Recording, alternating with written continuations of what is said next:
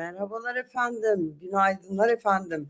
Pelin Çin'in YouTube kanalında sevgili Onur Akay'la her zaman gibi magazin gündemini alt üst edeceğimiz yayınımıza hoş geldiniz. Bizim bugün kostümümüz özellikle böyle enteresan. Onur'um hoş geldin. Hoş bulduk Pelin'cim.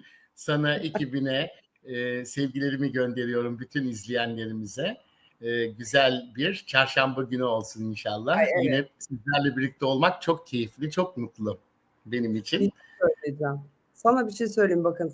Bu arada görüyorum efendim yorumlarınızı. Çiğdem Hanım burada, Gülsen Hanım burada, Erdem Bey burada. Yorumlarınızı alacağız. Ben YouTube'da çok teşekkür ederim. Bugün pes pembeyim. YouTube'da mesela bizi hiç tanımasam, şu an böyle geçiyor olsam, ikimizin şu tipini görsem derim ki bunlar kim ve ne anlatıyorlar? Yani gerçekten bu da ikonu gibi oturduk ikimiz de ya. Allah, Barbie ve Ken gibisiniz dedi biri. Evet. Evet. Yani konuşup da hazırlanmadık da değil mi? Böyle tesadüf. İşte sevgili seyirciler biz şöyle yapıyoruz yayını. Hani Onur'la bu yayın saatimiz biz biliyorsunuz bizim sabit. Gireceğiz. Hani mesajlaşıyoruz ama önceden kamerayı açıp birbirimizi görmüyoruz. Yayına işte 30 saniye kala çat açıyoruz ve böyle o gün kostümler neyse artık. Bugün inanılmaz bir ikiliyiz, farkındayım. Moda trend, özellikle benim pembe tokamla ilgili her türlü espriyi yapabilirsiniz. Peki yavaş yavaş doluşmaya başladı herkes diye tahmin ediyorum. Hepinizi çok seviyoruz. Hepinize bizden de selamlar. Merhaba, iyi yayınlar. Çok tatlıyız. Bizi çok tatlı bulmuşlar. Bugün kimlerin hayatını karartıyoruz? Şöyle ki Afra Saraçoğlu ve Mert Ramazan Demir ilişkisiyle ilgili tabii ki konuşacağız sevgili seyirciler. Çünkü Afra Hanım sorulduğu zaman bitti dedi. Ben bu bitti meselesini Onur'a soracağım. En doğru bilgiyi ondan alacağımız için. Onun dışında Allah rahmet eylesin Güllü ile alakalı bir bölümümüz var. Artık kadını rahat mı bıraksak? Yani özellikle bu kadar çok fazla konuşulması, otopsi raporu da çıktı. Beklenen hiçbir şey ihmal olmadığı da ortaya çıktı. Bir de Kobra Murat Beyefendi var işin içinde. Onu soracağım. Onun dışında da sıkı durun. Yılmaz Morgül'ün masörmüş. Ben de yeni öğrendim. Ben böyle çok masaj yaptırmayı sevmem ama hani mühim de bir iş. Ortopedik bir bilgi gerektirir, anatomik bilgi gerektirir. Yılmaz Bey'in masörlük dönemini de konuşuyor olacağız diye düşünüyorum. O bölüm çok iyi olacak. Peki nereden başlamak istersiniz? Güllü'den mi başlayalım? Afra ve Mert fanları da yavaş yavaş geliyor. Onlar gelene kadar Tabii. Birbirinize söyleyin arkadaşlar. Afra Mertçiler, biraz sonra konuşacağız. Şimdi Güllü durumunda, yani Güllü Allah rahmet eylesin, Güllü ile ilgili Kobra Murat'ın açıklamaları oluyor. Nedir Onur, ne oluyor yani? Evet. Yani Kobra Murat sanıyorum ki o daha önce Pelin'cim Güllü'nün bir patronu dedikleri. Yani patronu değil de aslında bir mekanın işletmecisi. Kobra Murat da orada sahne alıyor. Sanıyorum, yani bu benim düşüncem. Onunla herhalde konuşuyor. Ondan bazı fikirler mi alıyor? Böyle açıklamalar yaptı. Yani bugün de Güllü'nün doğum günü. Doğum günü kutlu olsun. Evet, evet. 15 Ekim de doğmuştur Güllü. Doğum günü kutlu olsun. Mekanı cennet olsun. İyi ki doğmuş. İyi ki o güzel sesi dinlemişiz, değil mi Pelin'cim? Peki Onurcuğum, yani bu yapılan açıklamalar mesnetsiz ve doğru değil anladığım kadarıyla. Yani o patronu olan beyefendi Tabii ve kendi düşünceleri ya birileri söylüyor ya da kendisi Kobra Murat bunları planlıyor. Orada duyduğu seslerin bazıları doğru bile değil yani. Biliyorsun ki geçtiğimiz günlerde de TikTok'ta da paylaşımlar yapıldı. Sanki Sultan'ın adından, evdeki diğer kızdan, Güllü ablanın, rahmetli Güllü ablanın kızının arkadaşı. O hesap sahte, konuşulanlar sahte, dinlediklerimiz seslerin içine yapay zeka ile sesler koymuşlar. Ben zaten ilk günden beri senin programında diğer konuk olduğum, televizyon ekranlarına konuk çektiler. Bülent Özcan'da, işte Beyaz TV'nin Tahir Sarıkaya'da hep anlattım yani. Bu kesinlikle bir cinayet değil. Bir kaza, Güllü abla denge problemi yaşıyor diye. Ama yine de işte bazı kişiler böyle aileyi çok üzdü. Kobra Murat da böyle sanki hani kriminal uzmanı gibi çıktı. Eline de şeyi almış, böyle tahtada, televizyonda göstererek anlatıyor. Cinayeti çözdü bir de yani. Cinayeti çözdüm denir mi? Cinayet olduğu belli mi? Yani anlattıklarına bakılınca zaten yine cinayete girmiyor o. Yani onu bile bilmeden böyle anlatıyor. Oğlu da mahkemeye verdi. Aa, vermiş mi? Evet, Sen kesin konuştun mu verdi. oğluyla? Hayır, oğluyla konuşmadım. Fakat ben duydum. Oğlu da mahkemeye verdi. Suç duyurusunda bulundu. Dün Kobra Murat'ı aradım. Evet. Ee,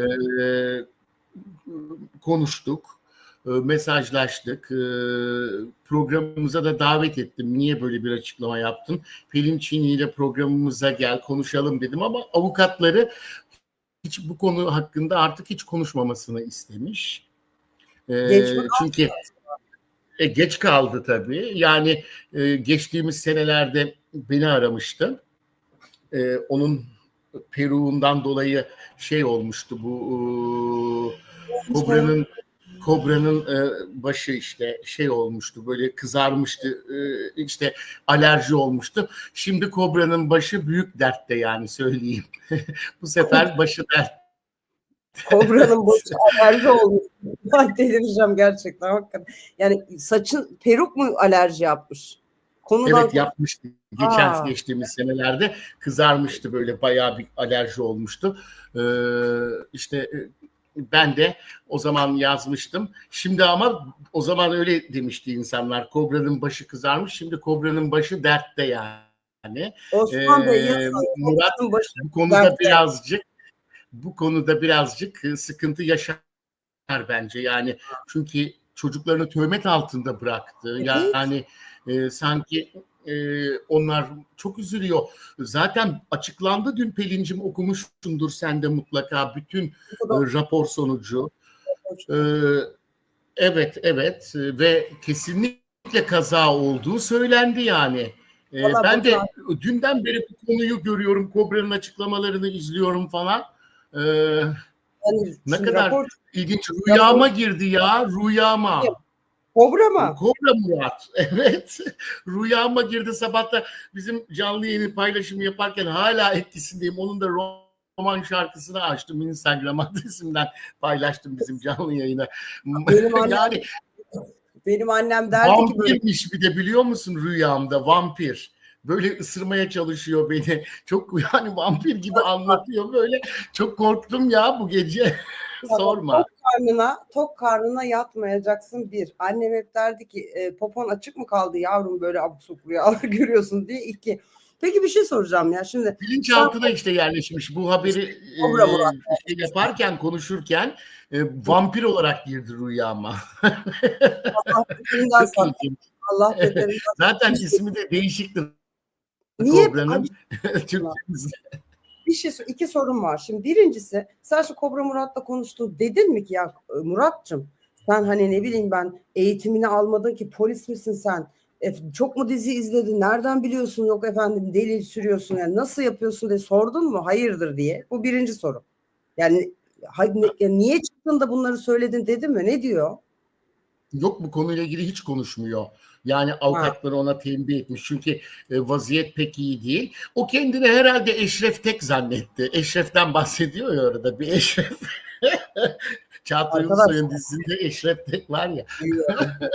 Birdenbire öyle bir şey zannetti. Peki bir şey daha sor. Ama çok iyi bir insandır. Yüreği tertemizdir. Aslında hiç onları kötülük düşünerek söylememiştir. Biz senelerce birlikte programlar yaptık. Televizyon programlarına konuk olduk. Konserler, statta bile konser verdik onunla. İşte O ama aslında öyle yüreği güzeldir. Benim ama kostümlerimi yaptı bir Ramazan programımda 30 gün boyunca. Çok ama değerlidir aslında ama İşte tazminat öderken yani tazminat davası açılırsa karşı tarafın eli tabii ki çok kuvvetli. Günün sonunda çocuklar töhmet altında kaldı. Çıktı oğluyla kızı dedi ki biz dedi annemizin mezarına gidemiyoruz dedi ya. Düşünebiliyor musun? Neye sebebiyet verdiklerini? Ben çok yani hani Tabii. işte kalplidir ama tazminatta ne kadar işe yarar? Bir şey soracağım sana. Neden ona Kobra Murat diyorlar? Yani o Vallahi lakabı niye Kobra o? ben de hiç bunu sormadım kendisine. Acaba neden? İşte o önceden terziydi biliyorsunuz. Aa, Ona şey asıl bir lakabı daha vardı onun. Romanların Cemil İpekçisi derlerdi ona. 5 katlı, evet, 5 katlı böyle bir yeri var. Ben de gittim. Her yer parlıyor. Böyle pırıl pırıl şeyleri çok sever zaten. Anjam. E, Okay. Evet, evet. Sonra o zamanlar kiloluydu. Bizim o zamanki fotoğraflarımızı görseniz peruk falan da yoktu. Saçı burası bayağı böyle açıktı falan. Değişik bir imajı vardı. Ama yine çok sevilirdi böyle şarkıları işte oynardı herkes onun şarkılarıyla. Ancak daha sonra böyle bir imaj değişikliği yaptı. Hatta biz Bizden onlara bile. Kay Medya olarak yılın imajı ödülünü bile verdik.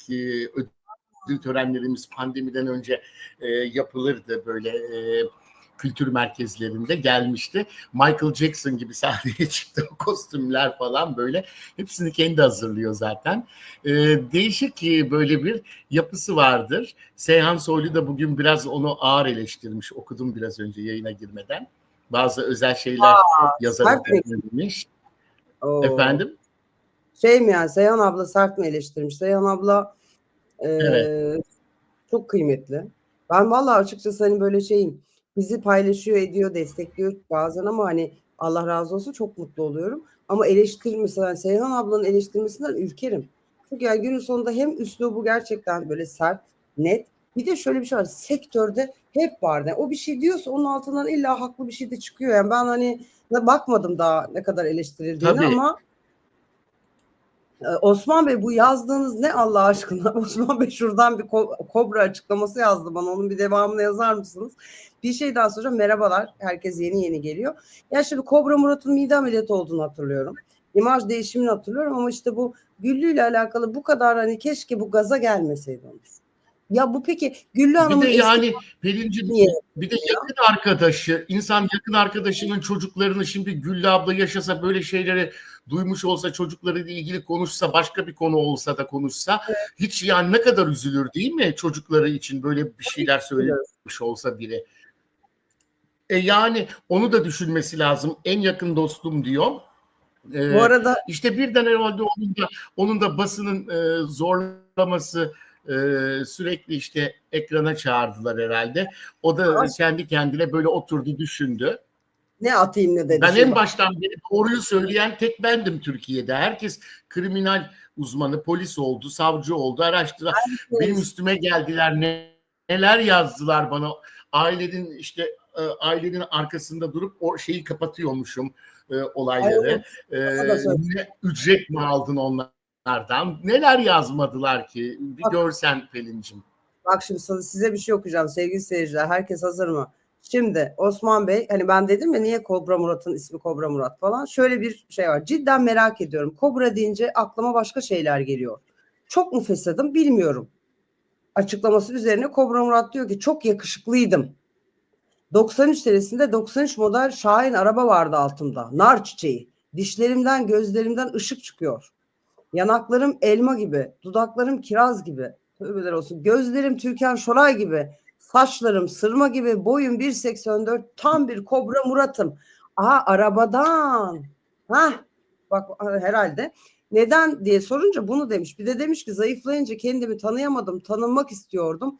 Ama nasıl yapabilirim diye düşündüm. Girdim odaya dikiş makinesinde kendime peruk diktim.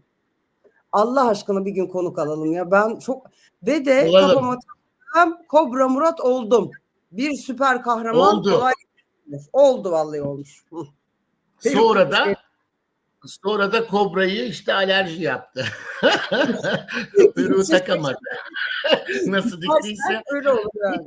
Ay, ay ondan Allah. sonra hava almadı ya da temizliğine mi özen göstermedi, bakımına. İşte Bilmiyorum. bayağı bir kötü olmuştu ama yanmış gibi böyle. Ondan sonra evet işte böyle Türkçe de bir kötü. Kobra deyince de yanlış tarafa da çekiyorlar. Ben öyle başlık atınca değiştirmek zorunda kaldım o dönem. Kobra başka bir Kobranın başı yandı deyince kızdılar bana. şeydi. Fatih Yürek'in yılan dansı vardı. O Fatih Yürek hala bana küs bu arada senelerdir. Neyse. Şöyle bir şey var. Şimdi Güllü ile ilgili son durumu biliyorsunuz hepiniz ama söyleyelim. Tırnakların arasında başka bir DNA bulunmadı. Yani boğuşma, itişme, kakışma esnası. Evet. Düştükten sonra morarma, vücutta darp yok yine. Yüksekten düşmeden oluşan boyunda ve kafatasında travmalar, kırıklar var. Yani Tabii. şeyler çıktı. O yüzden artık hani hakikaten bunu konuşmanın alemi yok. Evet, Şebnem Hanım hoş geldiniz. Afra Mertçiler doluyor. Siz biraz daha kalabalıklaşın diye bekliyoruz. Çünkü onu tabii ki soracağım. Bu bitti dedi. Bitti mi bitti. Bugün de doğum günü değil mi? Artık mekanı cennet olsun deyip dua Allah okuyup rahmet kapatmak eylesin. lazım. Evet. Konuyu kapatmak lazım artık yani. O da mezarında rahat uyusun. Çocukları da annesini ziyaret etsin. Yani Evet. baya insanlar bu konuda artık reklamasyona girdi yani. Yok işte takipçi için hesaplar açıp sahte hesaplara takip ettirmek için. Yani bin bir türlü şeyler söylendi. Ama hiçbiri doğru çıkmadı. Ben en başından söylemiştim Pelin'cim. Yani Güllü Allah rahmet eylesin diyelim. Bugün de doğum günüymüş. Artık salalım kadını bence. Peki Afra Mertçiler yavaş yavaş dolmaya başladı. O konuyla istersen devam edelim. Finalde biliyorsunuz ki Yılmaz Morgül ve masörlük geçmişini konuşacağız. Oraya Onunla geliyoruz. ilgili de çok özel şeyler var anlatacağım. Bir de başka bir şey var anlatmadığım. Onu da konuşuruz. Evet. Yılmaz Bey'inki de peruk değil mi? Peruk değil mi Tabii. kafası? Tamam. Tabii. Ama ona sorarsan kendi saçlarım 82'li olduğu için ben 19 yaşındayken o 32 yaşındaydı. Şimdi benden küçük.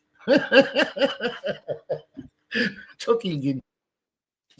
Beraber Müzeyyen Senar'ın barında düet yapıyorduk. Müzeyyen Senar'ın kızının Feraye Hanım'ın Dar Kapı. Hatırlamıyor mu? Yani senin sen olduğunu hatırlamıyor mu? Hatırlıyor. Onları hatırlamaz mı? Ama fotoğraflarımız bile var. Gazeteye de dün koymuşlar o dönemde. Orada karşımızda da Neşe Hanım var. Bize kum üstüne diye bağırıyor. Seslerimizin de böyle janrları da aynı olduğu için aynı ekolden. İşte İbrahim Erkal var karşımızda. Kimler yok ki? Nasıl daha ünlü müzisyenler? Orada düet yapıyoruz. Şarkılar söylüyoruz. İşte ben o zaman 19 yaşındaydım. O Morgül 32 yaşındaydı. Bir baktım ki Survivor'a gittiğinde Acun Ilıcalı'ya diyor ki ben 82 doğumluyum, benden küçük oldu. Matematik biraz oluyor herhalde, yani şaşırıyor, değişiyor. Saçı var mıydı o senelerde peki? Hayır yine peruk vardı. 32 yaşındaydı zaten. Tabii peruk o zamanlar 62 doğumludur. Bari 80... konuyu konuştuk, bunu konuşalım o zaman. Dur yok, bekliyorlar şimdi, kızarlar. Geliyoruz Afra'ya. Finalde ben böyle matematik, yani Yılmaz Bey'le kapatalım. Afra'yı konuşalım. Evet, Afra Saraçoğlu konularını konuşalım. Şimdi Afracılar burada. Ben buradan görüyorum hepiniz arkadaşlar. Güzel haberler ver Onur abi diyorlar. Afram diyorlar. Şimdi ben izledim. Azerbaycan'a bizden de selamlar. Sordular. Sen de izledin o röportajı. Asansöre girdi. Sordular. Bitti arkadaşlar dedi. Yani çok net bir şekilde bitti dedi. Ben hatta sonra mesaj atacaktım. Sonra dedim ki nasıl çarşamba? Hem de gitti dedi. Bitti gitti dedi. Doğru, evet. Niye dedi? Evet. Afra bitti gitti dedi. Ben de ertesi gün Afra Saraçoğlu bitti gitti dedi. Ama bir bakın nereye gitti diye bir köşe yazısı yazdım zaten. Afram fanları bilirler. Köşemde yazdım. Böyle bir başlık attım. Afra Saraçoğlu bitti gitti dedi. Ama bakın havaalanından nereye gitti? Yani orada asansörde bitti gitti dedi. Oradan çıktı. Mert Ramazan Demir'in evine gitti. Allah Allah. Gerçekten mi? Peki, tabii şimdi şunu açıklayacağım. Önce şöyle başlayalım. Eskiye gidelim mesela. Hiçbir zaman Afra Saraçoğlu ve Mert Ramazan Demir de öyle. Biz aşk yaşıyoruz diye itiraf etmediler Pelin. Doğru. Çünkü partnerlerdi. Yalı Çapkını dizisi vardı. Ratinglerde sorun olabilir. Gerçek hayatta sevgili olduklarının bilinmesini yapım firması arzu etmedi. Bunun üzerine hep sakladılar. Ama ben açıklamıştım o dönem.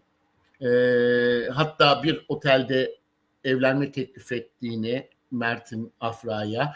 O dönem zaten gündeme geldi basında. Bayağı bunlar yer aldı. Afra'nın bir önceki ilişkisinden ayrılığında sorunlar vardı. Sanki Afra Mert Ramazan Demir'le aldatmış gibi Mert Yazıcıoğlu'nu gösterildi. Evet, Onun doğru. doğrusunu ben söyledim. Aslında Mert Yazıcıoğlu aldatmıştı. Afra ile bitmişti ilişkisi. Daha sonradan başladı Mert Ramazan Demir'le ilişkisi. Sette başlayan ama önceden de zaten tanışıyorlardı. Fakat iki Mert arkadaş bile değildi. Afra'nın yanında fotoğrafları var ama tanışmışlardı. Öyle samimi bir arkadaş falan da değildi yani. Hani arkadaşının aşkını aldı falan gibi şeyler de yok. Mert Ramazan Demir için de öyle söylendi ama hiç öyle bir şey değil. Yani, İşte daha sonra sakladılar ama ben dedim ki Mert Ramazan Demir gece 3'ten sonra Afra Saraçoğlu'nun evine gidiyor dedim. Aynı bu biraz önce söylediğim gibi havaalanından Mert'in evine gitti dediğim gibi Mert Ramazan Demir'in gece 3'te gidip sabah erken evden çıktığını söyleyince muhabirler Afra Saraçoğlu'nun evinin önünde nöbet tutmaya başladılar o dönem. ben şey mi Ve yaptım? Sen bir şey söyleyeceğim. Hani bir alet var böyle takip için, böyle hani telefonu alete koyuyorsun. AirTag mi ne? Sen nereden, Allah aşkına uydudan mı buluyorsun? Bu çocuğun nereye gittiğini her seferinde işte bilgi var. yani gizli ajanlarım var artık benim bu konuda. Ajan dediğim kaynak yani. Yani adam Tabii. Ramazan nereye gitse ilk Onur'a bildirim geliyor. Bak, net bildirim geliyor Ben yani. Portaköylüyüm. Hem de Akçay'da evim var biliyorsunuz. İstanbul Ortaköy'de de. Afra'da hemen Ortaköy'de de çok yakın bana. Burada da çok yakın. Etraf herkes beni tanıyor. Bütün esnaflar tanıyor. O hepsi bana bu konuyu ilgilendiğimi bildikleri için Mert eve girdi diyenler olabiliyor. Ne bileyim yakın set içinde, dizi içinde oyunculardan dostlarım vardı. Bunun gibi daha bile yakın kaynaklarım bile var biliyorsunuz Afra'ya da. İşte Biliyorum onu. hepsinden öğreniyordum tabii. Ve o zamanki, o dönemki televizyonda magazin yorumcuları Pelin'cim işte kameramı koymuş aynı senin gibi. Nereden biliyormuş gece 3'te girecek. Güldüler bana. Bir hafta geçmeden hatta Mert'le Afra görüşmek istemiyor. Birbirlerinin adını bile duymak istemiyor. Geçen günlerde de söyleyen bir gazeteci o zaman da söylemişti ve birdenbire çıktı. Mert'in Afra'nın evinden çıkarken yakaladılar. Yani İşte takip cihazı takmış bak. Ben buldum artık. Herkes rahatlasın ya. Ben Mert Ramazan Demir'e ulaşın. Üstünü başına arasın tarasın. Bir yerde bir takip cihazı var. Bak şimdi biri diyor ki evet. nerede neden kimse yakalayamıyor? Beyazlı akım. Ben de aynı şeyi soruyorum inanın. Yani neden bunca zaman kaç İşte sene yakaladılar o zaman. Ondan sonra yakaladılar. Yakalamaz olurlar mı? Suda bir görüntüleri var değil mi? Tatilde öyle bir görüntü hatırladım. Tabii Yakalandı. şimdi ona geliyorum. Hı. Sonra tatilde Doğru. evet Pelin'cim tatilde de yakalandılar. Dudak dudağa teknede. Ondan sonra ama aradan zaman geçti. Yine Afra reddetti. Mert Ramazan Demir o zaman Taksim'deki evinde o şeyde neydi oranın adı? Cihangir'deki evinde oturuyor. O zaman Sarıyer'de değil Cihangir'de hep peşinden gidiyor basın. Eve kadar yanında yürüyorlar ama hiçbir şey söylemiyor. Afra da çıktı o benim sadece iş arkadaşım açıklamaları yapmaya devam etti. Hiç kabul etmediler. Ama ne dedi geçen gün? Bitti gitti. Bitti Evet. dediğine göre mutlaka başlaması lazım. Başlamayan şey biter mi yani? Bitmez. Bir de peki oradan sonra nereye gitti? Nereye gittiler? Uçağa bindi, nereye gitti? Şimdi ikisi de yine aynı yapı. Uçağa binmedi. Uçaktan inmişti. Nereye Arabaya gitti? bindi. Şoförü işte yakında çok sevdiği şoförü var o Afra'nın. O onu Sarıyer'deki eve, kendi evine gitmedi. Yani Mert'in yanına. Nedenini de söyleyeyim. Yine yapım şirketi. İkisi de bu yapım şirketinde şimdi rakip oldular. Partner değiller de ayrı ayrı dizilerde. Afra Saraçoğlu Kenan İmirzalıoğlu'yla Abi isimli bir bir diziye Biliyorum. başlıyor. Mert Ramazan Demir de yine aynı yapım firmasında başka bir kanalda oynayacak bir diziye başlıyor. Yusuf karakterini canlandıracak. Onun da çalışmaları sürüyor. Onun için ikisi de şimdi ayrı rollerde ayrı inandırıcılık yaratmaları gerekiyor. Rol senaryo gereği aşk yaşarlarsa eğer nasıl bir senaryo bilmiyoruz. İnandırıcı olmaları gerekiyor ama aşk hayatlarıyla gündemde olurlarsa inandırıcılık kalmayacağı için yine istemiyorlar tabii yapım firması. Yani Çünkü şimdi çok bunlar, büyük paralar harcanıyor. Rating çok önemli biliyorsun.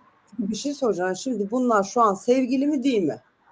Şu an hani bugün Hala itibariyle barıştılar. Hiçbir sorun yok. Barıştılar. Sevgililer. Araları çok iyi. Buradan bütün antilere de duyuralım. Ben kaynaklarımı sağlam. Görüşüyorlar. Hatta şöyle bir şey de söyleyeyim. E, söyle, ben hadi bak. söylemedim. Yani söyleyecektim aslında birkaç gün önce de. Çünkü bilinmesini istemedi. Benim kaynağım da istemedi. İkisi de Assos'taydı. Ha, tatil beraber, orada da beraberlerdi. Yeni daha. Yeni. Ha, ayrı mı? Anladım. Afra Akçay'da Mert daha önce döndü işlerinden dolayı. Akçay'a da uğradılar. Akçay'da annesinin yanına geldiler. Mert önce döndü. Afra da bir gün sonra geri döndü. Yani Afra Paris'ten geldikten kısa süre sonra Assos'a geçtiler. Kimse bunu bilmiyordu. Ben de söylemedim bunu. İstemediler söylememi. Bazı duyduğum kaynaklar istemedi. Basından ilgilidir belki. Şimdi bittiği için söyleyebilirim.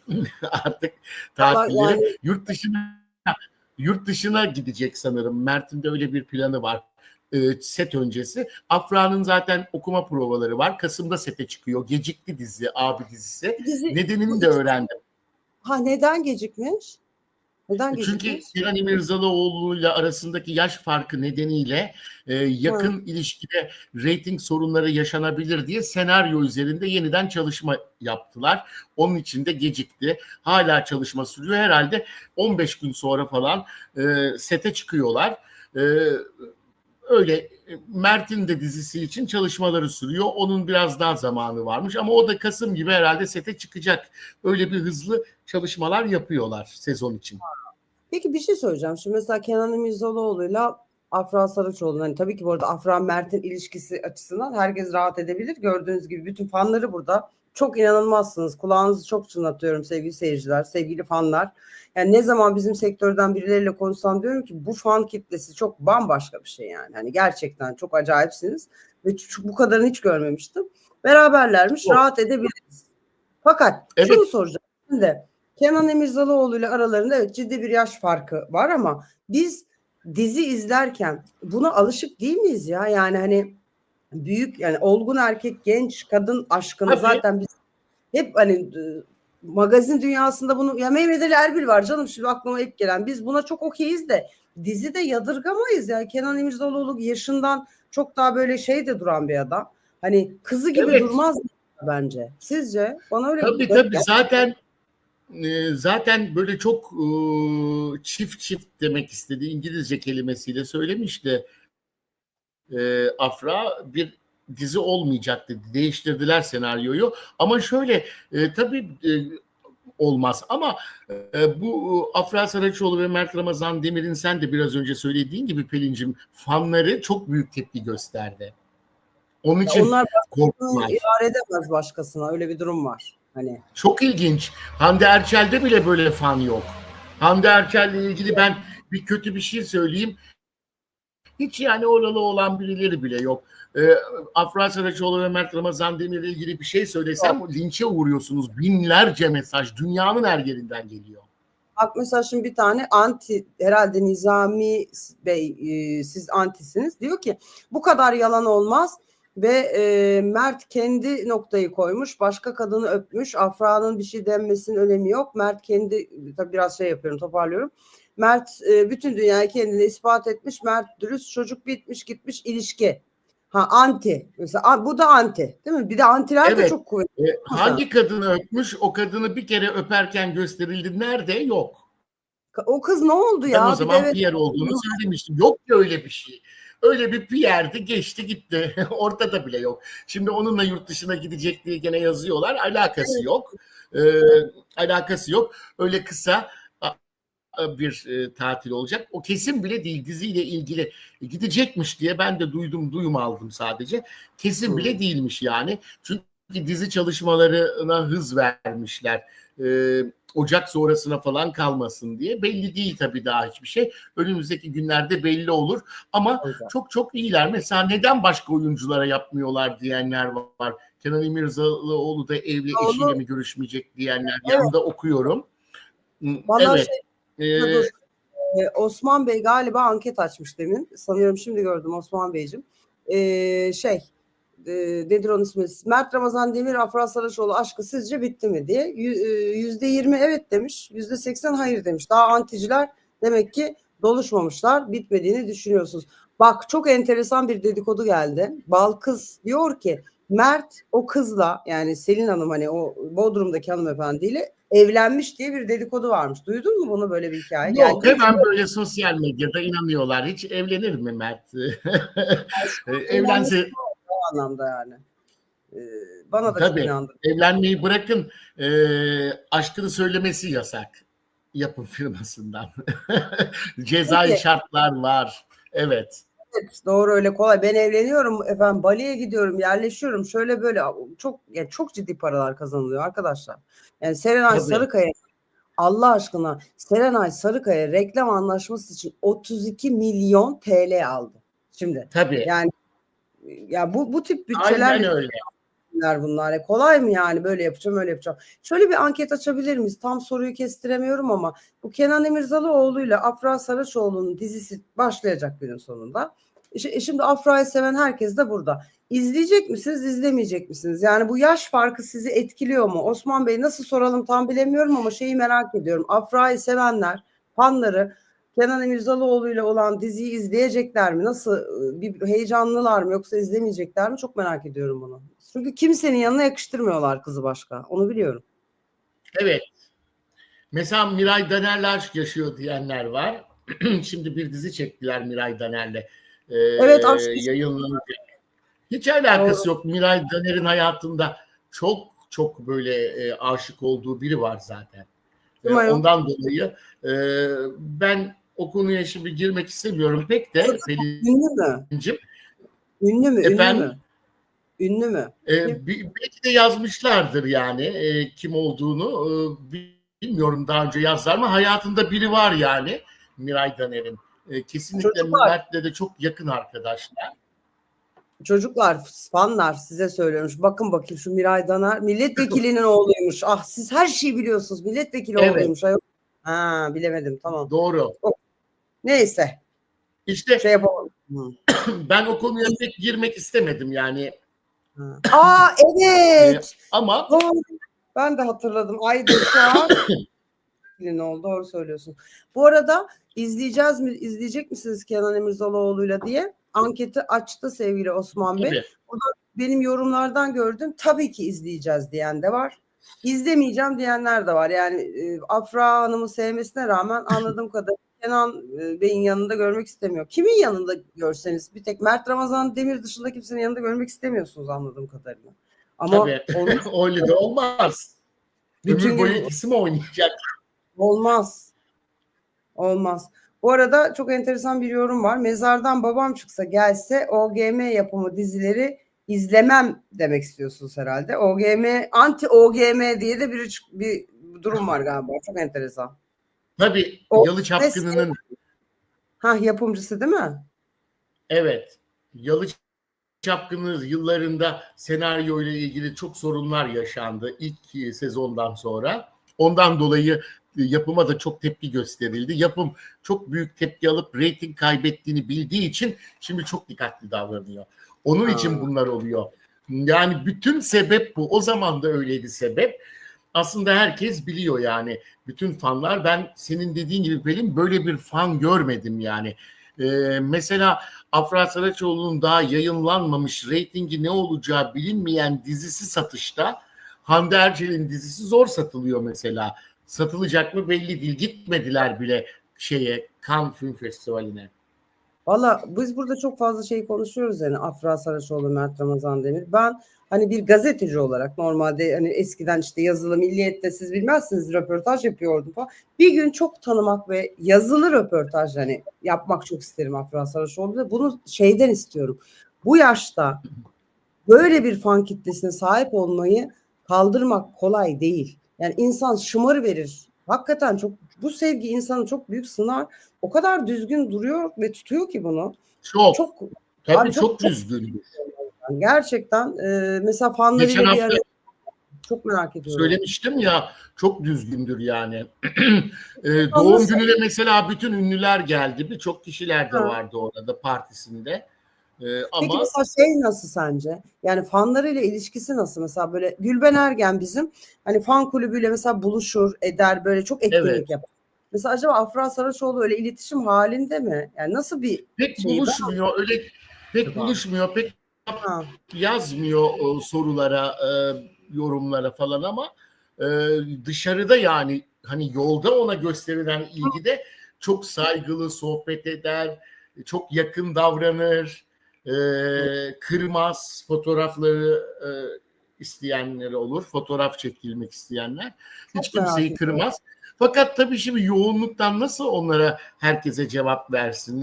Hemen. Pelin, verebiliyor musun? Sen bile veremiyorsun değil mi? Binlerce mesaj geliyor Instagram'a Yok bana. yani Mesela tek tek olmuyor. otursam tabii Olmuyor. Olmuyor. Yapamıyorsunuz ve çok de zor. çok şey bir şey. Yani hakikaten insan kötü Ya bana hissediyor. Biz sadece günde belki 2500'ün üzerinde hep sayıyorduk. Hala öyle devam ediyor.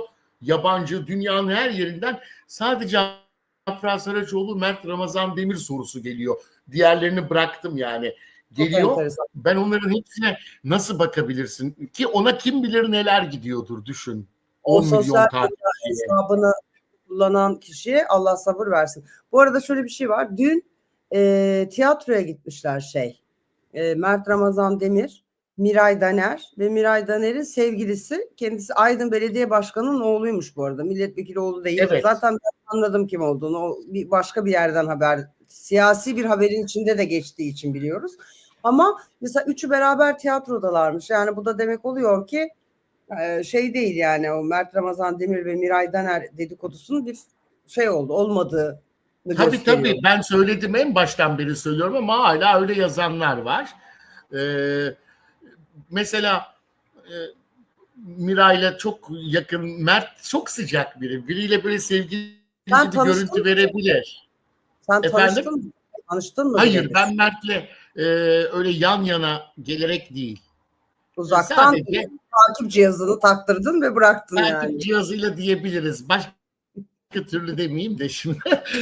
Yani bazı yakın çevremiz var. Ama böyle ben onunla samimi bir arkadaş değilim, onu söyleyeyim. Ben Ben kız kız tarafı oluyorum. her böyle Evet. kavga mavga olduğunda biz Onur'la bunu konuşuyoruz bazen. Sizden bilip vallahi. Ee, Kaynağının bir tanesini biliyorum sadece. Çok bir şey bilmiyorum. Bana da soruyorsunuz ama hakikaten Mert Ramazan Demir'i tanısam derim ki yani sen sağına soluna çok iyi bak. Sen ne yapsan önce Onur Akay duyuyor. Bu arada antilere inanmayın diyorlar. Ben hani ortada duruyorum. Antiler de asla beraber olmalarını istemiyor. Kenan İmirzalıoğlu anketimiz nasıl gidiyor bilmiyorum ama sanırım Kenan Bey'i yakıştıramıyorsunuz. Yaşlı buluyorsunuz. Ben de üzülüyorum. Kenan İmirzalıoğlu, koskoca Kenan İmirzalıoğlu artık yaşlı bulunuyor ya. Böyle bir üzülüyorum ya. Ne Artık yani? ama yaşlandılar tabii. Ezel Yani vardı. Hı, insanlar artık güzel yüze bile bakmıyor Pelin'cim. Bak, Hande Erçel'in yüzü güzel. Barış Arduç'la yakışıklı. Kaçıncı sıralarda dizi reytingde düşük. Ya herkes artık güzel senaryo arıyor. Güzel bir konu olursa izliyor. Yeni nesil çok farklı, çabuk tüketiyor. Yepyeni kişiler, yüzler istiyor. hı. Onun için artık onlar baba rolüne bile şükredip kabul etsinler. Dede rolüne gelmek üzereler yakında yani. Bak, Sanem Ya, Çelik benim sınıf arkadaşımdır. Aynı dönemde okuduk İstanbul Üniversitesi hı. Devlet Konservatuvarı'nda. Anne rolünde işte Hande Erçel'in dizisinde. Yani Ay, bu daha hale ileri düştü. yaşta rolde. Yani artık Ben tam yaşlılar, izleyemedim. bu oyuncular yaşlanınca Evet, insan kendi çok iyiymiş. İzlemedim. Aslı Enver'in dizisi için muhteşem diyorlar. Evet, ben Yani başladım, izliyorum. harika şeyler okudum. Bilmiyorum, izlemedim ama çok iyi olduğunu söylüyorlar. Ben çok beğenirim Aslı Enver'i bu arada. Çok beğenirim, Çok güzel. boşanıyor. Boşanıyormuş. Duydun mu? Evet. Doğru mu o haber? Onu duymadım. Ben duymadım onu, Boşanıyor. öyle bir şey henüz. Dün öyle bir haber. Olabilir. Belki anlaşamadılar. Ya maşallah dediğim 40 gün yaşamıyor. O kadar böyle uzaktan imrenerek baktığım bir çifttir ki o, çok mutlu oluyordum görünce. İnşallah yalan haberdir. Üzülürüm. Ben böyle çiftler hani Ama bu çok... sene sen de bir aşk yaşayacaksın. Ben hissediyorum. Bu sene sen de Pelin'cim bir aşk yaşayacaksın hissediyorum. Çünkü o sokak sana iyi gelecek. Taşınacak mısın, duydum. Evet. Bir şey söyleyeceğim. Bana da mı takipçi Bu yazın? enerjiyi alacaksın ve karşına ruh ikizin çıkacak. Ben eminim. Bir şey söyleyeceğim arkadaşlar, gerçekten yani ben daha Onur'a sokağın fotoğrafını falan atmadım. İnşallah içine doğduğu gibi olur. İnşallah o ev ve o sokak bana Çok iyi uğurlu. gelecek sana. Hem işlerinde İnşallah. hem aşklarında. Yepyeni bir iş ve aşk seni bekliyor. Gör bak, burada söyledim. Şimdi şöyle bir şey yapacağım. 15 dakikamız kaldığı için biliyorum Afra ve Mertçiler, sizi ben de çok seviyorum vallahi. Hani böyle kalbinizi hiç kırmak istemiyorum. İzin isteyerek bir konuya gireceğim. Ama sonra kapanışta biraz Son kez Afra söyleyeyim. Hiç onlar kolay kolay ayrılamaz. Çok birbirlerine aşıklar. Bildiğiniz gibi değil, tahmin ettiğiniz gibi değil yani. Birçok şeyde göründüğü gibi değil. Perde yani arkası çok başka. hala beraberler. Kesin bilgi, bakın. Evet, beraberler, profesyonellik gereği böyle olmak zorunda. Yani son olarak da böyle diyeyim. Bitti gitti dedi ama Mert'in yanına gitti. Peki. Şimdi Yılmaz Morgül konusuna gireceğim arkadaşlar. Çünkü şimdi siz Yılmaz Morgül'le küs müsünüz? Hayır, ben kimseyle küsmem. Kimseyle de öyle kırılmam da yani hiç bende öyle bir şey yok. Sinirlenme de çok nadir olur bende. O çok azdır. Kızsam da Yılmaz beni kızdırır tabii ara sıra. Bülent Hanım'la ilgili konuşur. Bizle ilgili konuşur. Bülent Ersoy'la biz Demet Akalın'ın programına konuk olduğumuzda konuştu falan. Özellikle Bülent Hanım'ı da son zamanlarda üzüyor yani. Çok kötü açıklamalar yapıyor. Çıkıp yok playback yapıyormuş. Bülent Hanım bu yaşındaki okuması bile Yılmaz Morgül yanında yani beton gibidir sesi Bülent Ersoy'un. Hiç Niye ben niye efendim niye böyle şeyler söylüyor? Yani niye Bülent işte, Ersoy sana böyle şeyler söylüyor? Söylüyor. Yılmaz Morgül'ün öyle bir huyu eskiden beri var. Bazı yerlerde beni mesela sahneye bile davet etmez. Öyle huyu var. Zamanında Zeki Müren de onu herhalde çıkmasını istemiyormuş. Ben onu duydum. Prens ablam var. İstanbul sahnelerinde tanınır. Kanal 6'da program da yapardı. Ben de konuk olmuştum. Değerli arkadaşımız. Şimdi Almanya'da yaşıyor. Uzun zamandır yok. Eski yıllarda İstanbul gece hayatının tüm sosyetenin Semra Özal'a kadar gittiği bir kişiydi Prens Adnan. Sizin Gençler çocuklar oralar o zamanlar çok acayipti bu arada. Hani ben de giderdim 90'da, beni sahnelere alırdı Pelin'cim. İşte ama o Prens Adnan asıl Bodrum'da Zeki Müren'in barında çalışırdı. Zeki Müren'in barı mı var? Bak. Tabii işlettiği gibi diyelim. Orada oturur Zeki Müren. Prens Adnan sahneye çıkardı. Yılmaz da o zaman dar kapı. Dur. Prens Adnan bronz tenli sarışın bir bey mi? Bildim. Aynen. Uzun saçlı. Evet. Tabii. Vallahi gözümün önüne geldi. Arama motoruna yazın çıkardı. Ben de hatırladım. Ha, evet, hoş, böyle saçı böyle meçli, böyle buraya ensesi biraz evet. ve Fedon gibi. Kanal 6'da programlar yaptı. Ay, çok net seneler hatırlıyorum. sonra. Aydınlanma yaşadım. Tabii. Hatırladınız değil mi? Albümleri vardı eskiden. Yani benim de bir bestemi okudum. Oldu gözlerim doldu diye bir bestemi okumuştu.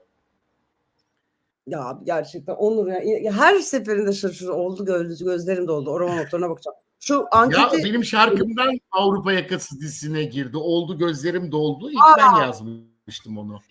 Mahkemeye verdi. İşte bak. Osman Bey. Zeki Müren ve Prens Adnan. Saç renkleri aynıymış. İşte bu. Aynı kuaför. Ve de düşünüyorum. burası da Zeki Müren'in barı. Adnan sahnede. Zeki Bey oturuyor. Ara sıra mikrofonu veriyor Zeki Bey'e. Zeki Bey başlıyor. Gündüzüm seninle diye. Ne Herkes kadar güzel. Değil mi? çok severim. İşte canı istediği zaman söylüyor. O zamanlar böyle Ve de janjanlı kıyafetler mi modaydı? Fazla janjanlı. Her şey janjanlıydı tabii, herhalde. tabii Bu ne ama? yani 80'ler, bu artık 90'ların, Paşa. 80'lerin sonlarına doğru Zeki Bey kilo alıyor. Adnan. Aa, Son albümü de İstanbul'a oldu gözlerim doldu da benim şarkım. İstanbul'a küskünümü de Adnan Bey okumuştu. şu an ne yapıyor?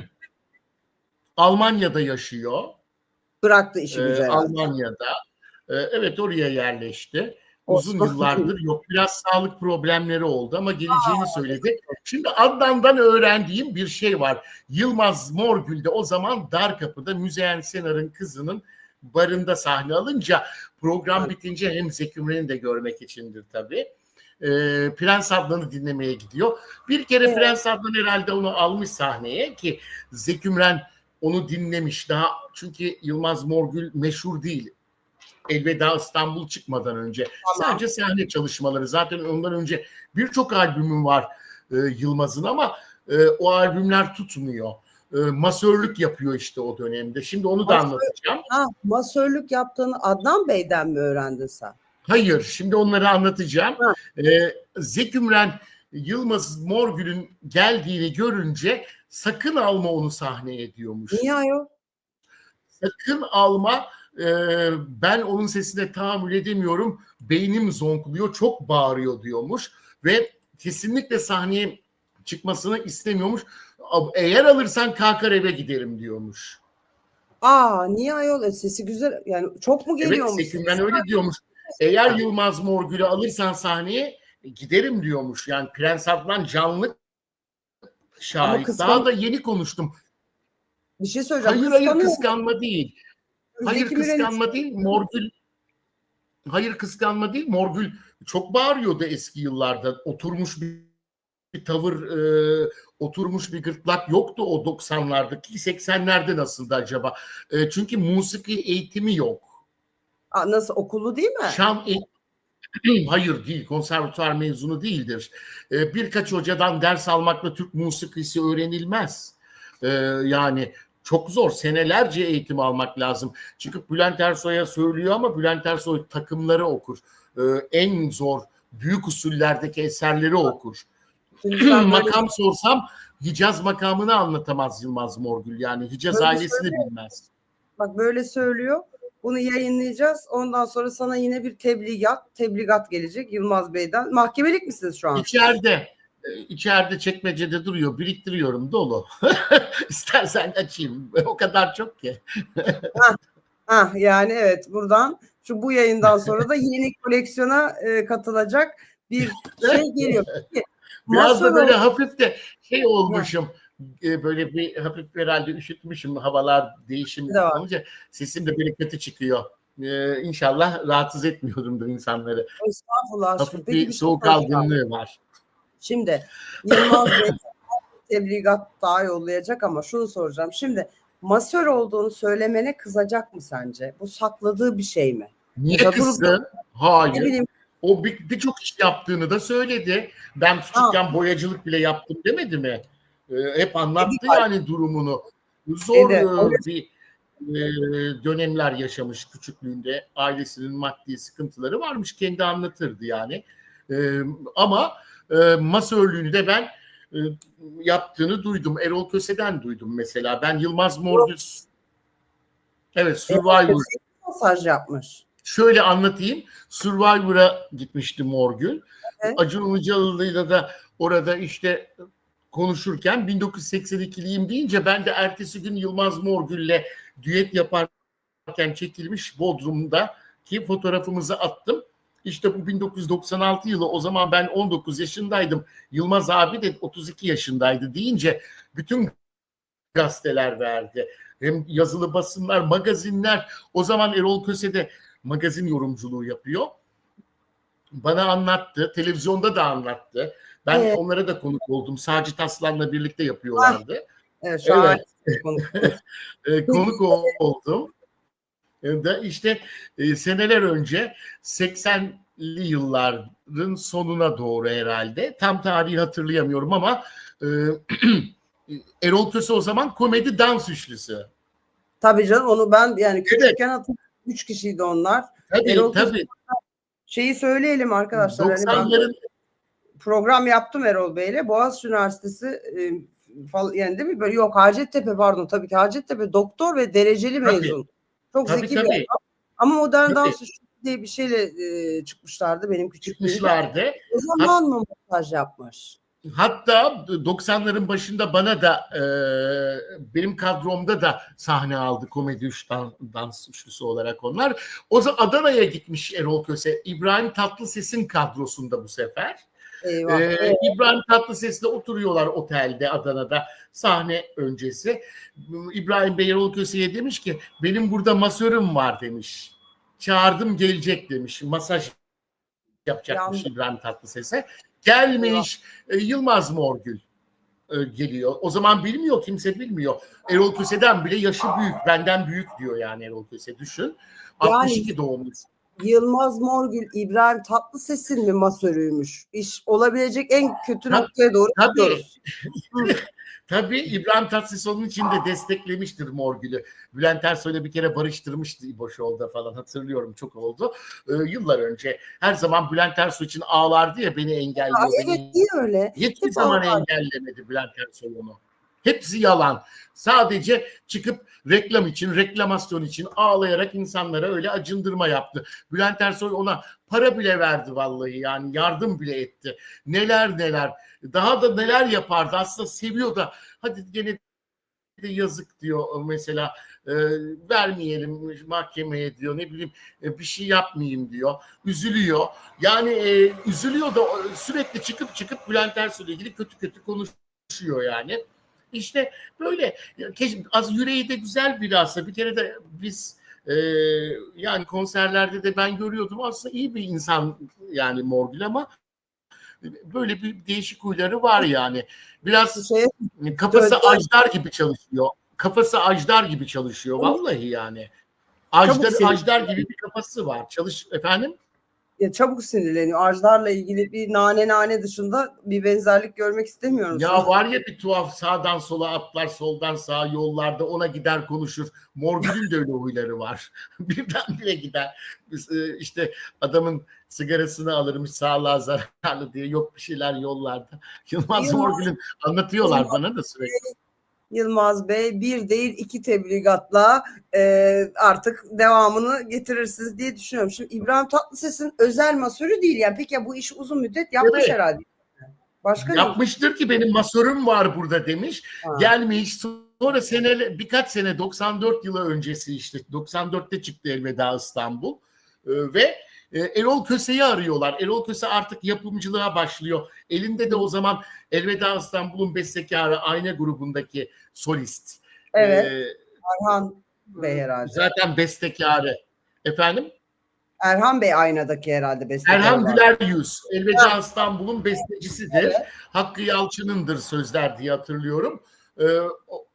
Erhan Güler Yüz'ün bir bestesi var. Raks Müzik soruyor. Biz bir albüm yapıyoruz. Şarkı var mı? Erol Köse de gönderiyor Elveda İstanbul'u. Erhan Güler Yüz'e söylüyor. Gönderiyorlar. Ve sonra Raks Müzik arıyor, haber veriyor. Bak Erol Bey, senin gönderdiğin şarkı biraz sonra Kral TV var o zaman, orada çıkacak diye. Bir açıyor ki bu İbrahim Tatlıses'in masörü diyor. İşte o Yılmaz'mış. Yani bugüne kadar ondan sonra da böyle Elveda İstanbul'da çıkıyor 1994 yılında, hatırlıyor musun Morgül'ün halini? hatırlıyorum canım. Yılları. Ama 12 yaşında mı o zaman? Peki Pelin'cim, ben sana sorayım. 12 yaşında olması gerekiyor. 1982'liyim diyorsa o 94'te Elveda İstanbul klibinde 12 yaşında. Ben de sonra İstanbul Ağlıyor klibini çekmiştim zaten. Bir saniye dur. Fatih Yürek kalp krizi geçirmiş haberleri var. Birkaç yerde girmiş. Senin haberin var mı? Şu an yapıyor. Evet. O zaman yeni bir şey. Arkadaşlar chat'e yazabilir misiniz? Ben de şu an hemen telefonumu açtım. Böyle bir şey var mı bakalım. Yani ben de şu an telefonumu yani bir yollasanız da herkes size yani izleyicilere de söylüyorum. Söylesenize bu nedir? Ben çünkü anlık olarak şeyi göremiyorum.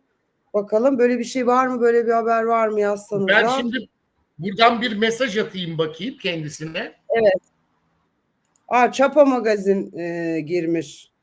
Bir şey söyleyeceğim. Çapa Magazin bizim İzzet Çapa'nın alakası var değil mi Çapa Magazin'le? Diyor ki Fatih Yüreğin kalp Var. krizi geçirdi ve hastaneye kaldırıldı. Öğrenildi 10 dakika önce. Ben de bir şey söyleyeceğim arkadaşlar. Yayını baştan sona izleyenler varsa ben 20 dakika önce ne dedim? Fatih Bey hala benden nefret ediyor. Fatih Yürek hala bana küs dedim ya. Tövbeler olsun. Gerçekten. Dedim abi. Çünkü senelerdir benimle barışmıyor ve sebebini bilmiyorum. Ya inşallah bir şey yoktur. İnşallah bir durum yoktur. Attın mı mesaj? Kime attın? Şu anda teyit edilmiş bir bilgi yok ama ben mesaj yazdım ama eğer ki öyle hani hastanedeyse tabii yazamaz ama biz Menajerine tekrar falan bakalım ne. Mert'e yapalım. Mert menajeri Mert diyor onu. İkinci sayfa magazinde paylaşmış. Kesindir. Yani çok kaynaklar Öyle mi? O paylaşmış. zaman doğru olabilir. Onlar araştırırlar ama Evet. çok geçmiş olsun. Acil şifalar dilerim. Yani menajeriyle de konuşalım. Mert'e mesaj atmak lazım. Mert Silif onun menajeri. Ona bakıyorum şu an bir şey paylaşmamış Mert Silif. Hani belki Mert'e ulaşabilirsin ama çok çok geçmiş olsun diyelim ya. Buradan bana Instagram'dan yazmaya başlamışlar. Evet böyle bir durum var. Hangi hastanede falan onlar gelmedi ama. Yani. Bir Çok çok geçmiş. telefonunu aradım bakalım. Belki de açan olursa Evet. menajeri. Evet bir arasana. Mert'in bende telefonu var mı acaba? Bakayım. Özgür Şu anda Aras beni meşgul diyor. Abi Özgür Aras beni 3 kez aramış şu an. Allah Allah. O da Özgür Aras 3 kez aramış ama acaba korktum da bir şey mi oldu? Mert sen dur Mert'i arayayım. Fatih'in de kendi telefonu meşgul. Dur Mert'i aradım. Alo Mert merhaba Pelin ben Çin'i. İyilik yayındayım şu an bir yandan canlı yayında Onur Akay'la yayın yapıyorum. Seni bağlamayacağım. Hayır asla öyle bir şey değil. Sesini duymak istedim. Her şey yolunda mı? Kurban olayım. Bana hangi hastanedesiniz? Söyle bana. Ben söylemeyeceğim ismini yani. Sen bana söyle. Tamam. Tamam canım. Durumu nasılmış? Tamam. Arayacağım. Öpüyorum. Bay bay. Şöyle bir şey söyleyeceğim. Telefonu açtı. Osman Bey biraz uzatalım yayını. Ağlıyor. 2 geceki çocuk ağlıyor. Evet kötü. Nasıl yani? Ağlıyor. Mert'i aradım. Fatih Yüreğin menajeriyle konuştum. Yayına bağlama sakın beni dedi. Zaten bağlamayacaktım ama ağlıyor. Çok kötü geliyor Nasıl bir sesi. şey mi oldu ki? Bir şey mi Hastanede oldu ki? kalp krizi geçirmiş. Hastanedeler haber bekliyoruz dedi. Hastaneyi öğrendim. Kalp İstanbul'da krizi geçirmiş ama yani kötü bir haber durum. bekliyoruz. Yani haber bekliyor. Kaybettik gibi bir durum Üzüldüm. yok. Çok Haber üzüldüm bekliyoruz vallahi. dedi. Çok kötü ama sesi çok kötü ve ağlıyordu Mert. Ben yayına bağlamak istemedim. İstemedi o da. Kendisinin telefonu da meşgul demek ki başkaları bakıyor. Ama sesi gerçekten yani hani ciddi bir durum var anladığım kadarıyla ama bekliyoruz dedi. Ne durumdasınız dedim. Bekliyoruz dedi. Hastaneyi söyle bana dedi. Acil Tamam. şifalar dilerim. Yani ama hani böyle kötü bir şey olsa hani Allah korusun kaybetmiş falan olsak söylerdi ama herhalde içeride müdahale mi ediyorlar? Ani kalp krizi durumunda tam olarak ne olduğunu şu an müthiş tıbbi bir şey de söylemek istemiyorum ama herhalde bir belirsizlik var. Yoğun bakımdadır. Kalp krizi geçirmiştir. Yoğun bakımdadır. Hani doktorlardan haber bekliyoruz diyor Mert Tabii. herhalde ama Ben biliyorum ya çok zor şeyler. kötüydü yani. Yani Fatih Çok zor ya şeyler gerçekten Pelin'cim yani insan bayağı kötü oluyor. evet. Ee, Çok nedir onun ismi? Üzüldüm. Çok üzüldüm. acil şifalar diliyorum. Ben de acil Ben de. şifalar. Özgür Aras başka bir şeyden dolayı aramıştır. Özgür'ü arayacağım şimdi ama çok Evet. Kimi Bana da bir bağlayabilir? sürü mesajlar gelmiş konuyla ilgili. Birini, yani menajeriyle konuştuk Osman Bey. Hani menajeri bekliyoruz. Özgür Aras mı? Yok Mert'le konuş. Onun menajeri Mert. Özgür beni başka bir şey için aradı muhtemelen. Mert Silif Menajeri Mert Evet, Siliv'le evet. konuştu. O Belki de. hastanede haber bekliyoruz dedi. Kimi arayabilirsin? Yani birini bağlayabilir misin şu an? Ben hani menajerini aradım, o bağlanmak istemiyor. Başka var mı konuşabilecek? Arkadaşı, yakın arkadaşı falan senin bildiğin. Ben de Özgür'e mesaj Yakın atayım bu arada. arkadaşı tabii çok bildiğim var ama şu anda hangisini arayalım? Fatih Yüreğin ben direkt kendi numarasını aradım. Hep meşgul. Demek ki Yani birileri arıyor. birileri arıyor muhtemelen. Başkası bakıyor. Belki de menajeri de hastanedeyse telefon da onda olabilir. Aşkım ben aradım menajerini. Ben konuştum. Telefon çocukta değil. Başka birinde telefon. O zaman başka birinde bir daha arayayım bakalım. Çok hep Bir meşguldü arasana. yani. Bir arasana. Hı. Yani sen biraz Fatih Bey'den bahset. Allah acil şifalar versin. Kesinlikle. Kesinlikle. Hep meşgul diyor. Aradığınız kişi şu anda meşgul. Sinyal sesinden sonra yani biriyle konuşuluyor. Böyle bir sağlık probleminden falan haberdar mısın? Mide ameliyatı oldu o da. Onu biliyorum. Çok kilo Evet, verdi. onu herkes biliyor. Ama onun dışında sağlığına dikkat eden falan biridir. Hiç böyle duyduğun, ettiğin böyle bir durum var mı Fatih Yürek'le ilgili? Çok üzüldüm. Hiç yok. Hiç yok. Sağlık problemi olduğu ile ilgili bugüne kadar hiçbir şey duymadık yani. İşte Anladım. kalp krizi hiçbir sağlık problemi olmasa da birdenbire yaşanabiliyor Pelin'cim. Mesela benim hiçbir sağlık problemim yok yani. Bütün baştan aşağı check-up yapılıyor ama işte olabiliyor yani. Kırık kalp sendromu dediler gerçi ama oluyor yani böyle şeyler. İnşallah kurtulur. Yaşı biraz İyi daha mi? gençler kurtulamıyormuş. Değil Sen mi? yakın Kalp mısın? kasları daha gelişiyormuş belli bir yaştan sonra. Sen yakın mısın? Aran iyi midir? Yani böyle çok tanır mısın? Bana küs Tabii senelerdir ya. senelerce görüştük. Allah'ım ya. Bodrum'da beni dinlemeye gelir. İstanbul'da hep birlikte barlarda, geceleri, eğlencelerde bir arada olurduk. Çok severim Fatih'i yani.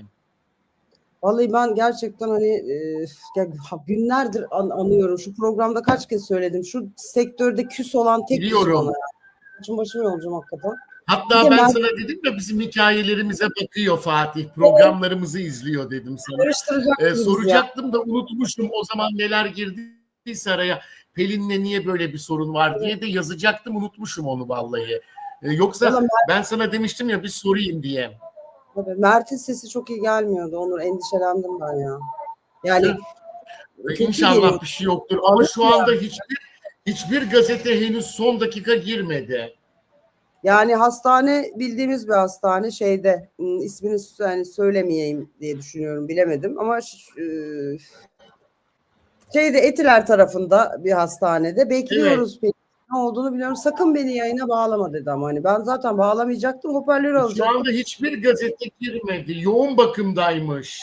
Yoğun bakım işte. Tabii yoğun bakımın önündeydi o zaman. Okey, yoğun bakımdaymış. Yoğun bakımın önündeydi ve anladığım kadarıyla şimdi gazeteciler falan oraya doluşmaya başlar herkes. Biz aradığımızda 10 dakika daha yeni girmişlerdi Tabii. içeri. Allah şifa versin ya gerçekten. Hani Tabii. Amin. İnşallah. Şu anda ben, burada da Akçay'da da ezan okunuyor. Ezanda dua edeyim bari. ben Çok seneler önce inşallah hayırlısıyla atlatır. seneler önce Milliyet'te çalışırken röportaj yapmıştım. Bana evini açmıştı. Uzun bir portre röportajı ve o kadar kibar, o kadar böyle hani ben o zaman yeni yetme bir muhabirim. O kadar yardımcı olmuştu ki seneler sonra küsünce çok üzüldüm ve asla bilemedim nedenini. Bir şekilde kalbini kırdım herhalde. Hep de içimde dert Aslında yani. Fatih kalbini Yürek kırmamışsındır. O bir şeyi etraftan biri yanlış ya da o zaman sen televizyonda magazin programları sunduğun için evet, yorumculuğu yaptığın için bir şey evet. yanlış anlamış olabilir. Sen bilerek kırmazsın kimseyi Pelin'ciğim. Ben seni biliyorum. Vallahi Mutlaka bir yanlış anlaşılma var orada.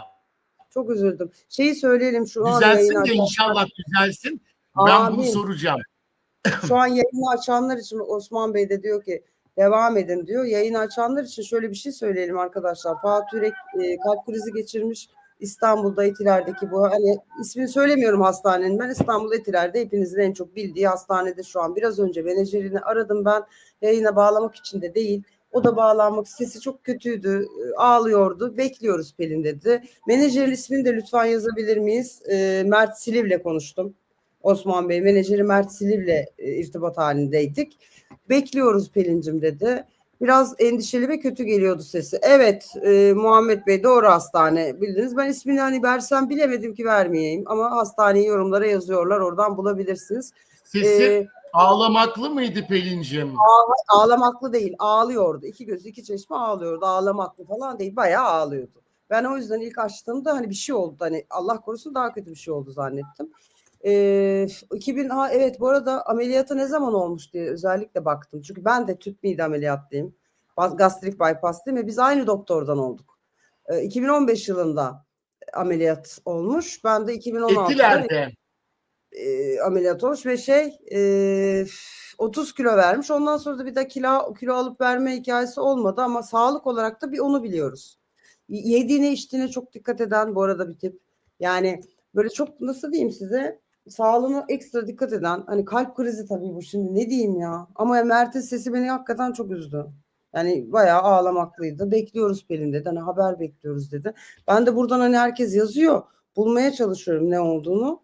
Zaten aradığımda bu arada muhtemelen herkes şu an Mert'i arıyor halde ki biliyorum Pelin dedi. Ah, canlı magazin kalp krizi geçirdi diye çıktı her yerde. Temiz magazin kalp krizi geçirdi, bak bütün her yerde. Hani aradığım an Mert efendim Pelin diye açtı. Demek ki şu an herkes Mert'e ulaşıyor. Ama ne oldu diye ardında bir şey bulamıyorum haberin, yani şey anlamında. Ne oldu da girdi bakayım. Müge Dağıstanlı ikinci sayfa, bizim Müge yoğun bakımda olduğunu söylemiş. Bilgimiz sadece bu kadar. Yani yoğun bakımda bir kalp krizi geçirdi ve yorumlara yazdığınız hastanede şu an bir bekleme halindeler diye menajerinden ilk açıklama diyebilirsiniz Osman Bey. Çünkü başka hiçbir yere açıklama yapmamış. Mert Siliv'den, Fatih Yüreğin menajeri Mert Siliv'den ilk açıklama, hastanenin önünde, yoğun bakımın önünde haber bekliyoruz diyebiliriz. Vallahi yani gerçekten çok üzüldüm ya. Şimdi bu aşılara falan bağlamayacağım. Ben böyle şeyler için konuşmayı çok sevmem. Fakat Ya evet, aşı diyorlar ama yok ya, ben yani de hani bağlamıyorum pek. bağlamıyorum, Allah aşkına lütfen Fatih Bey şöyle söyleyelim. Bu işi hemen atlatacaksınız, çıkacaksınız. Bizim yayınlarımızı izliyorsunuz. Onur'dan biliyorum. Bunu izlersiniz. Artık beni affedersiniz. Yani artık biz barışırız. Ben size sorarım niye kalbinizi kırdım diye sormak istiyorum. Buna da vesile olsun yani. Sürekli her yayında anıyorum çünkü ben Fatih Yüreği. Hatta ortak arkadaşlarımız oluyor. Mesela dinlemeye gidiyorlar. Diyorum ki beni sevmiyor, bana küs, niye küs falan diye. Senelerdir uğraşırım. Bir an önce oradan çıkıyorsunuz ve biz bu işi öyle hallediyoruz diye mesaj yollayayım, temenni edeyim diyorum. Gerçekten söyleyecek bir şey yok. Çok çok geçmiş olsun. Gün içinde inşallah çok iyi haberini alırız Onur. Yani inşallah çok iyi Durumunun haber. ağır olduğunu söyleyen Pelin'cim, durumunun Ha, ağır olduğunu söyleyen biri, isim vermiyorum ama bir kişi var. farkındayım ben. Ben de duyduğum ses tonunu hiç Onunla hayra, yazıyor. ben o ses tonunu hiç hayra yormadım Onur, açıkçası. Yani hani öyle nasıl anlatabiliyorum değil mi? Yani böyle çok hayra yormadım o ses tonunu, Mert'in ses tonunu ya. Yani bilemedim ama bir şey olmuş olsa İnşallah söyler. Allah yardımcısı olsun. Daha çok genç ya, çok üzüldüm. Şimdi böyle bir sanatçı arkadaşımla konuşuyorum da mesajlaştım. İsmini vermeyeyim ama durumunun ağır olduğunu söylüyor bana. Ağır olduğunu söylüyor. Evet, bak şey de girdi. Bütün magazin sayfaları girdi. Ama hani durumunun, evet, hiç kimse öncesine sonrasına dair şu an bir bilgi sahibi değil ama durumu ağır. Ben zaten deminki telefon konuşmasını çok hayra yoramadım arkadaşlar. Yani menajeriyle konuştum. Hani Mert senelerin menajeri, sektörde çok eskidir. Ve de yani çok profesyonel, çok da tatlı, çok iyidir falan. Hani böyle onun bu kadar gerçekten ağlar ve halde açmasını hayra alamet bulmuyorum. Hastanenin önündeyiz, bekliyoruz dedi. İnşallah güzel haberler alırlar. Bütün magazin sitelerinde şu an kalp krizi haberini Şey görebilirsiniz efendim. yapılmış, yani Evet. öğrendiğine göre Pelin'cim Ne yapalım? e, ilk müdahaleden sonra yoğun bakıma alınmış. Yani Yani durumu ağır gibi. kalp krizi, Sanki böyle yani tam artık o, bilmiyorum söylemek nasıl olur ama tekrar hayata döndürmüşler gibi bir şeyler var. evet, kalp masajıyla döndürmüşlerdir. Kalp krizi geçirmiş. Kalp durduysa kalp masajıyla döndürmüşlerdir. İlk biz girdik haberi bu arada, evet. Yani şey, bu hani bunu şeyden söylemiyorum. Aradım açtı yani Mert. Çok. Şimdi yani kalp krizi geçirmiştir. Muhtemelen kalp masajıyla döndürmüşlerdir ama herhalde çok böyle makineye bağlıyorlar Onur. Yani kalp krizi geçiriyor, döndürüyorlar. Evet. Makineyle çalışıyor kalp bir süre yoğun bakımda. Sonra inşallah toparlıyor ve makineden çıkıyor ama şu an anladığım kadarıyla makinede. Yani ne oldu da hani onun bilgisi daha bizde hiçbirimizde yok. Hani sabah mı oldu, nasıl oldu? Onu bir şey yapmak lazım. Ama her yerde var. Söyleyecek bir şey yok. Çok çok geçmiş olsun diyeceğim ya. Var mı arkadaşın dedi. Ulaşabilen var mı tanıdığına? Mert dışında birine ulaşan var mı? Evet, ya? evet. Ne diyorlar? Var işte bu şekilde durumunun ağır olduğunu söylüyorlar. Yani yakınlarına ulaşıyorlar. Yanındaki kişilere ulaşan sanatçı arkadaşlarımız var. Evet, onlar ne yani ben de çünkü evet durumunun ağır olduğuna dair bana da şu an mesaj geldi. Geri döndürdük birine dair ama hani günün sonunda kalp krizi evet yani bu aralar hani herkes hemen başlamış. Hemen neden kalp krizi geçirdi haberleri yapmaya başlanmış. Allah aşkına bir adam kendine gelsin de ondan sonra o haber yapılır.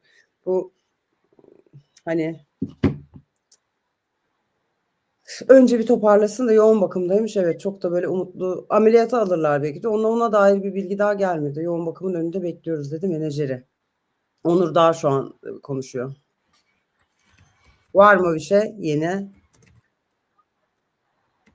Yok. Şimdi ben yazdım da bilgileri tam hani öğrenirse söyleyeyim. Bazı şeyler söylüyorlar da yine de Evet, söylememek lazım. İyice ben öğrenelim.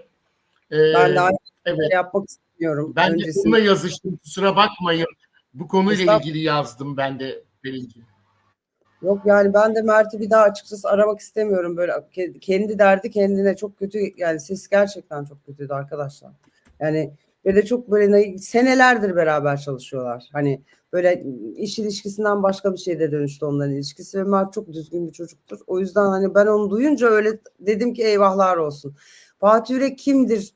Biraz bahsedelim mi diyor Osman Bey. Valla Osman Bey esasında herkes tanıyor ama hani ilk hayatımıza galiba siz de yazmışsınız. Buradan bana bilgi veriyor sağ olsun. Osman Beyciğim 1995 yılında çıkardı. Sen iki gözümsün albümünde pop şarkıların yanı sıra. İlk hayatımıza ne zaman girmiş? 93 yılında. Senelerdir yani. Bir şey Tabii. söyleyeyim arkadaşlar. Yayının başı... TRT'de Kuşum Aydın'la bir moda programı gibi bir şeyler de yaparlardı.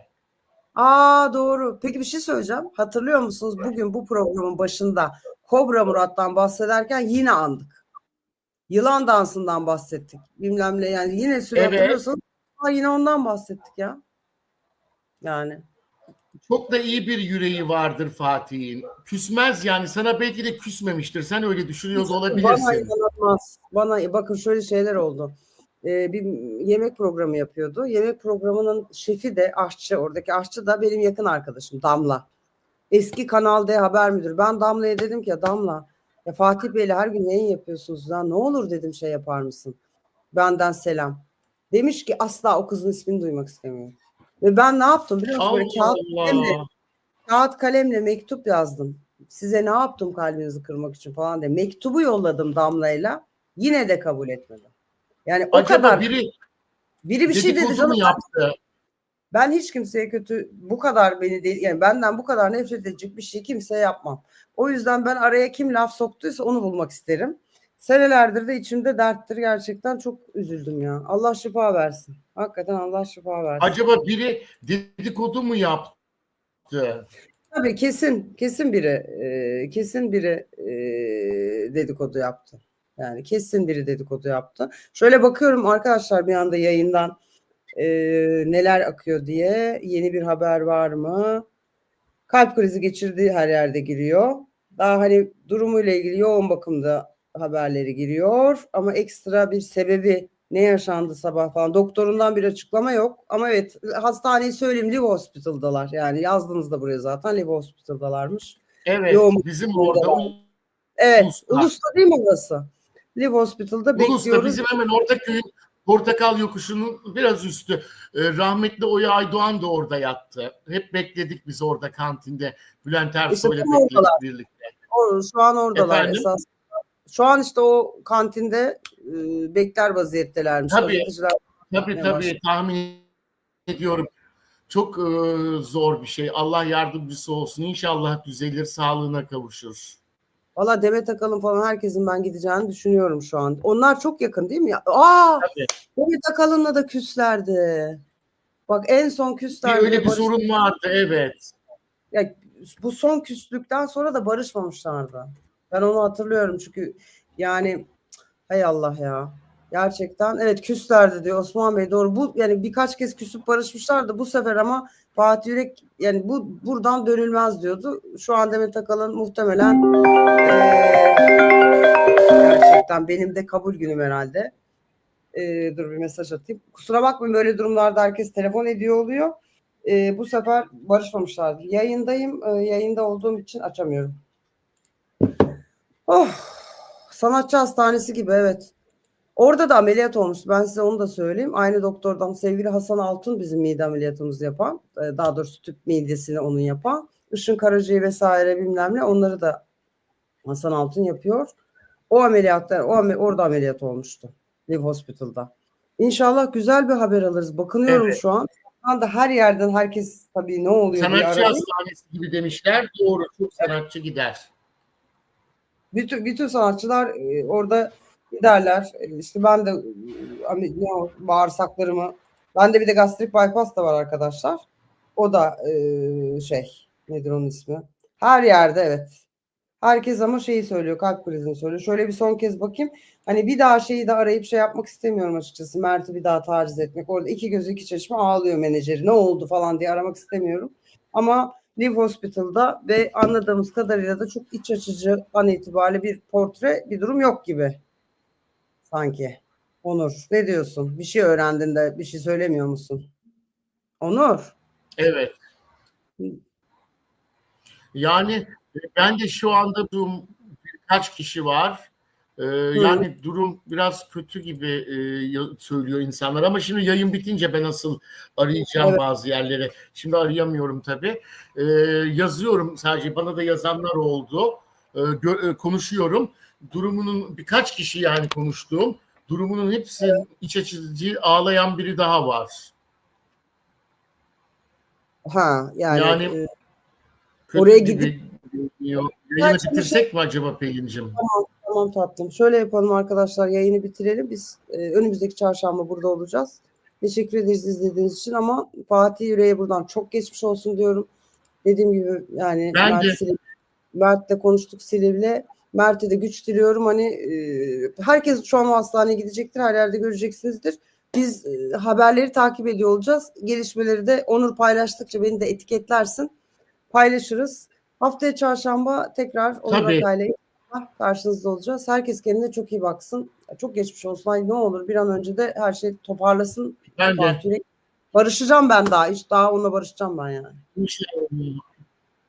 İyi bakın İnşallah Pelin'cim, barıştıracağım sizi. Ben de Fatih'e acil şifalar diliyorum. Herkese sevgi ve selamlarımı gönderiyorum. İyi günler dilerim. İnşallah sağlığına kavuşur. İnşallah. İyi bakın kendinize arkadaşlar. Haftaya çarşamba görüşürüz.